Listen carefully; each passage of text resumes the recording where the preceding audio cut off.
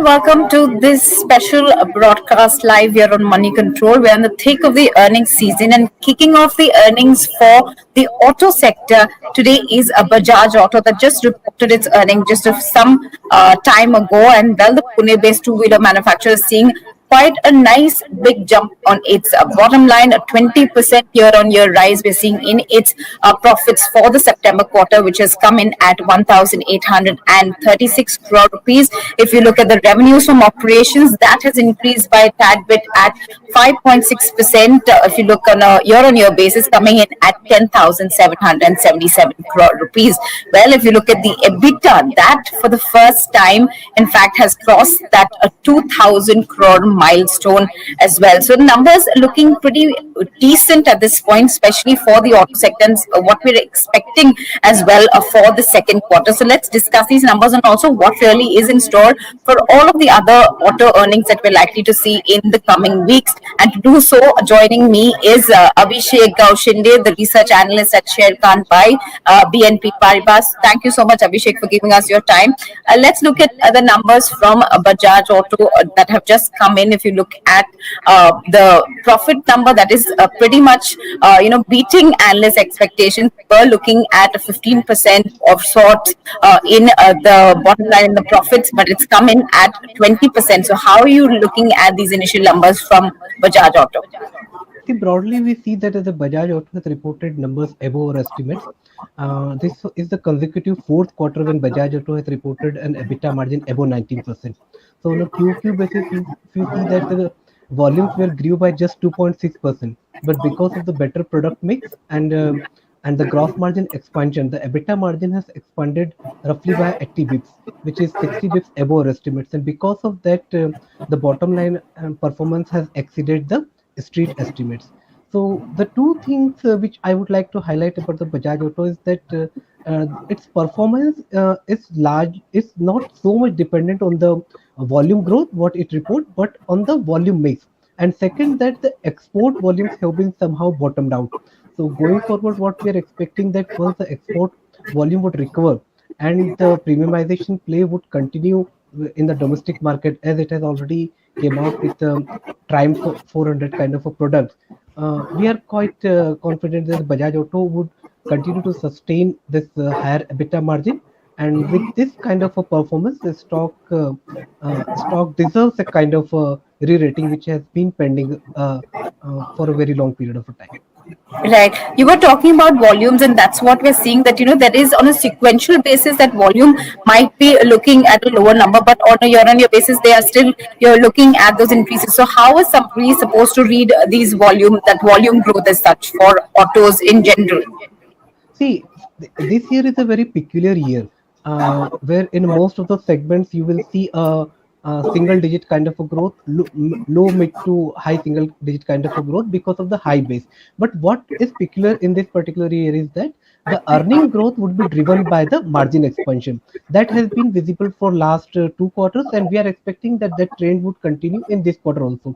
Yesterday, CIT has reported its number. It has also reported EBITDA margin expansion. Today, Bajaj has also reported EBITDA margin expansion, and we are broadly our theme is that for FY24 that the earning growth in the auto sector would be driven by the margin expansion, supported by the premiumization in the top line and the gross margin expansion due to the benign raw material cost. So far we are seeing that kind of a trend, and this is the key hypothesis for auto sector in FY24. Right. So, given the fact that we are seeing these commodity prices really soften, which is aiding this number, and we've seen those price hikes that have happened over the last few months really play out. So, are we expecting this similar trend to continue also, especially because we are into the festive season as well? So, is there a better pickup now that we are going to get to see? See, if you see that in passenger car segment and the two-wheeler segment, in both these segments, the entry-level segment have been suffering, and that is reflecting the situation of the economy. But the premiumization has been continuing. Even the mass market players like Hero MotoCorp is talking about the premiumization in its overall product profile. And if you see this Bajaj Auto's numbers, so in this particular quarter, the proportion of a 155cc products in its domestic portfolio has been increased even on the sequential basis. So continuously the trend is moving towards the higher side. One. Second is that the raw material, whatever be the raw material cost has been increasing, these players are continuously passing it on to the customers. And third is that they have been made a healthy control over the fixed cost side. Uh, EV is coming out, which is giving them higher realization and side by side compensating the increase in the profitability in their traditional portfolio. So the mix of these two kind of things, we are expecting that as a margin expansion theme would continue, and that's why we are seeing that the valuations have been increasing up in this automobile sector since April. Such kind of a re-rating we haven't seen such kind of a re-rating what we have seen in the last past 6 7 months in last before the 2 3 years back in a automobile sector.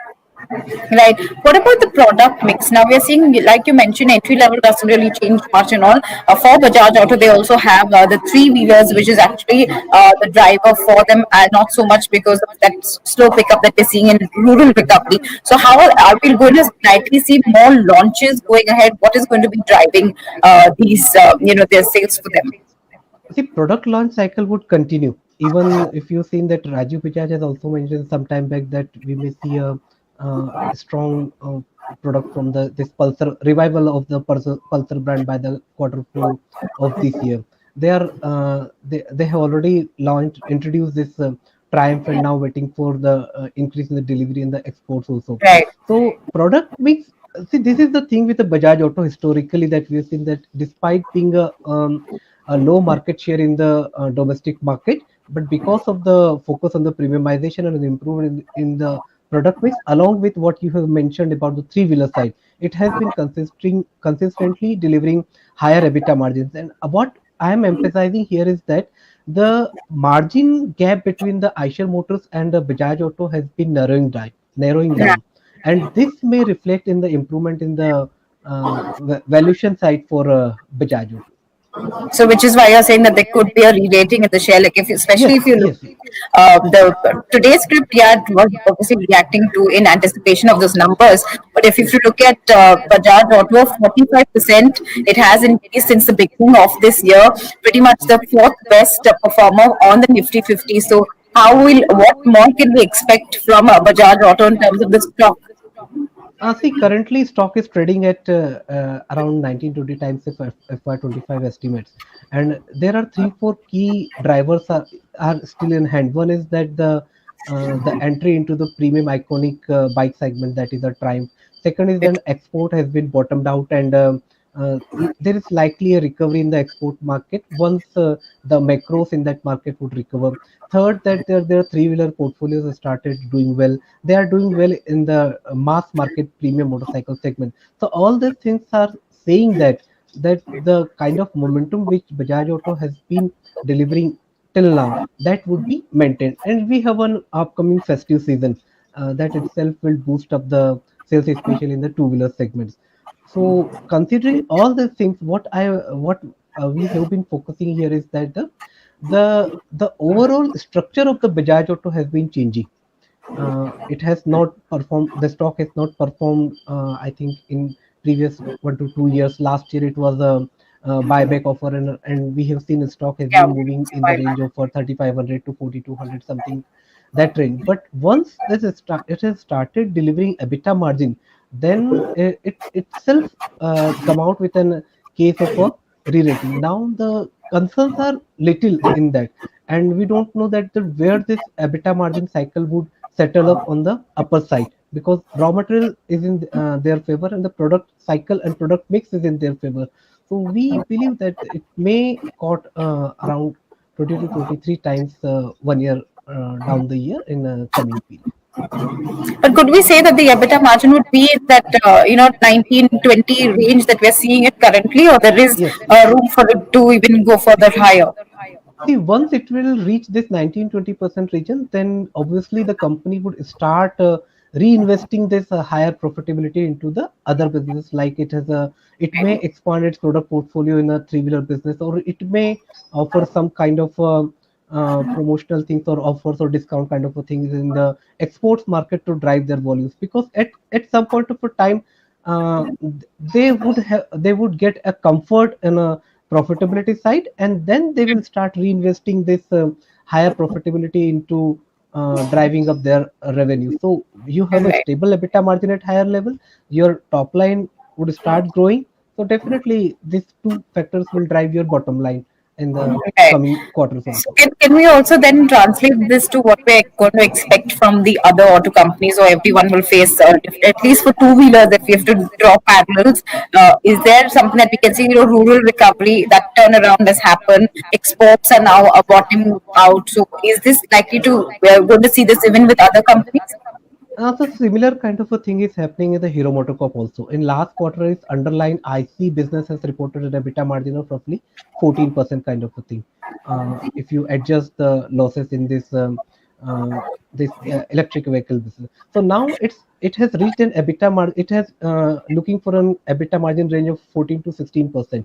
Now it has reached this 14% kind of a EBITDA margin benchmark. Now we will see play of a premiumization, product launch, and increase in the volumes in the Hero MotoCorp side also. Similarly, in the you can see the TVS Motors.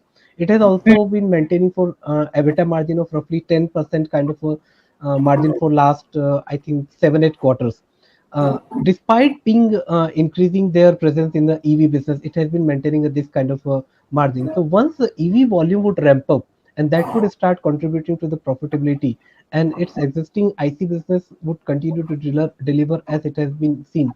We may also see a kind of a EBITDA margin surprise in the case of a TVS Motors also. So Right. although it appears a contra view, but what I believe that the two wheeler is the need of the market. You need two Mm-hmm. wheelers in a tier 2 tier 3 cities for the last mile connectivity. We don't have a Mumbai Delhi kind of a transportation facility across the Right. universe. And second thing is that every year by some logic our population has been increasing by 1 to 1.5%. So every year you have a more than or around 1 crore population which is coming above age of So 18. there's So always going they to be all demand. are. Yes, yes. That themselves is a demand driver. One can buy. One can a youngster may like to have a bank balance of his father, but he may not own the motorcycle or the scooter of his father. He may like to have his own. So that trend will be there. It is a matter of a time when we will start seeing the revival in the entry level products also. But Right. there are structural demand drivers are intact. What I can see in the two-wheeler side. Right. So I think it would be safe to say that Bajaj Auto has really like now stepped off the pedal, and we're likely to see other auto companies also following suit, at least in for their second quarter earnings. Pretty Yes. much all hopes up in that it will be a good one for the auto sector, at least Yes. for now. And all of these factors, be it from softening commodity prices to the premiumization and the new launches that the companies are coming up with, all of that really working out well for Bajaj Auto, and hopefully for all the others that will be putting out their results as well. I'd like to thank Abhishek Gaoshinde from BNP Paribas for giving us this time, and giving us a sense of what we're going to expect from auto earnings now that Bajaj Auto is out of the way. Thank you so much, Abhishek, for giving us your time. Thank you. Thank you. And to all our viewers who tuned in. So thank you very much. Thank you.